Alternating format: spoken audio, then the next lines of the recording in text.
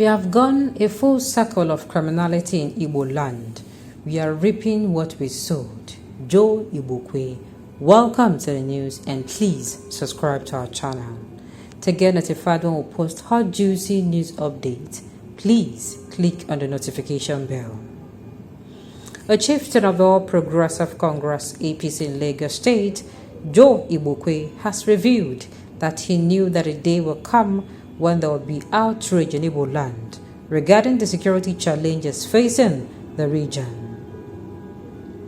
Joe Igbokwe made a statement in response to another post he made on Facebook where he claimed that he has received many calls from prominent Igbo leaders asking him to provide a solution to the challenges facing the region.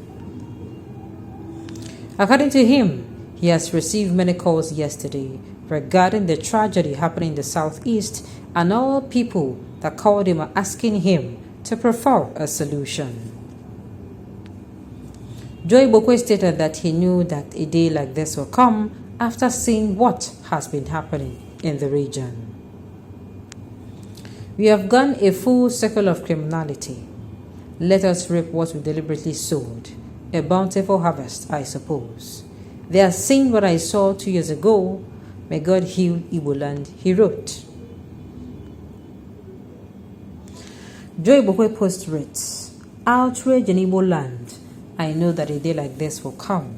We have gone full circle in wickedness, hate, criminality, and absurdity. It is harvest time. Let us reap what we deliberately sowed. A bountiful harvest, I suppose. I thought they said Joe Igbokwe, Yorubakwe, Hausakwe is a problem. My phone has been ringing since morning about the tragedy in the southeast. They now want me to prefer solution. They are seeing what I saw 2 years back.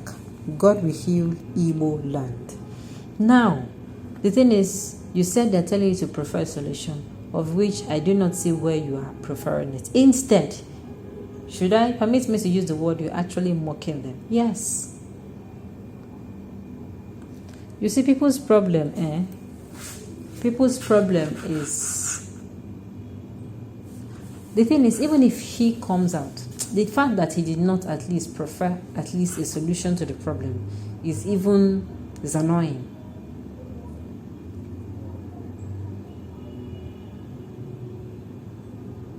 That is it. Because had it been he even opened his mouth and said, oh, this is the, opened his mouth and say, oh, this is the solution. Like me, I've been saying it, not just me. Thousands of Nigerians have said, let us to the path of dialogue. Let us to the path of dialogue.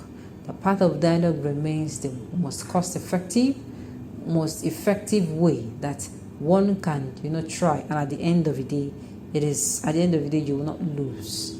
It is going to be a win-win.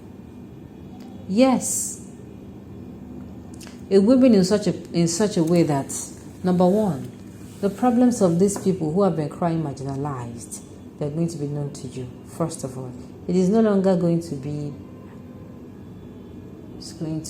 Yes. Dialogue will solve the problem. No single bullet has to be fired. In fact, the most cost-effective way of stopping the insecurity in the South region is by dialogue. And how do you do dialogue? You first of all release both Mazi Nnamdi Kanu and his followers. You release Sunday Igboho for followers. Do not put...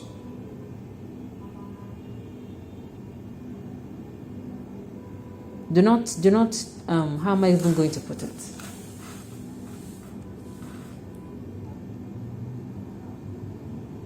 Do not, how am I going to even put it? Release them.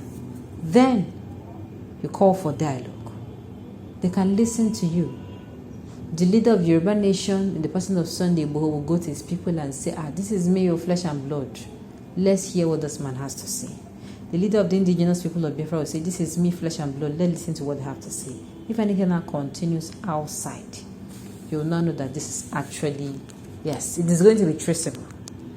Crimes are going to be traceable because what I say is, in the presence of crimes, more crimes thrive.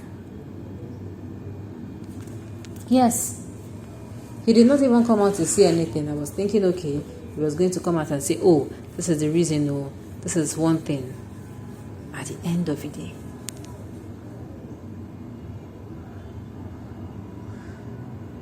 you said you were alone. You said you alone. You said we.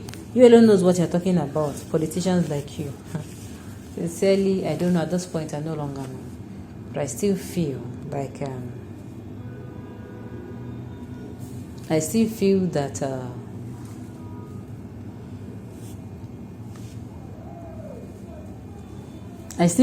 dialogue is the best, and I don't know why. The thing is, I feel and I know that it is the right thing to do, and of course, I know the government also knows.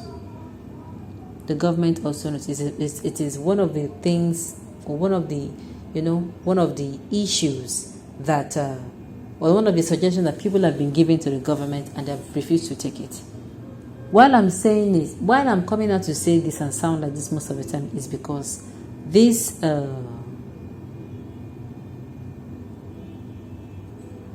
what's it called? Should I say the truth of a matter is that he didn't prescribe anything. He didn't give a solution. Didn't prefer a solution. We're just coming out to see him, say these things like he's mocking them, and that's not the case. And me, the dialogue I'm talking about is not a dialogue of only one person or one region.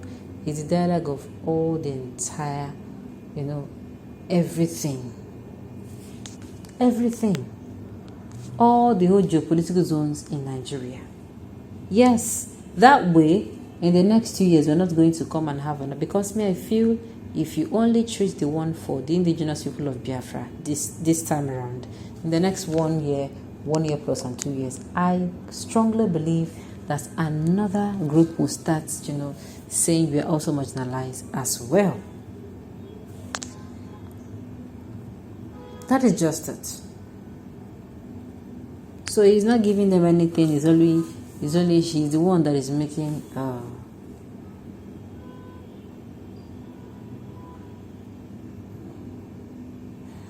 okay.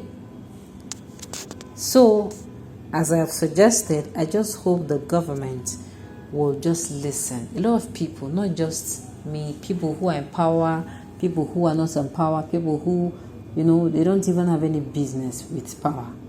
They just know that the right thing to do is dialogue. We just hope that, hopefully, we're hoping that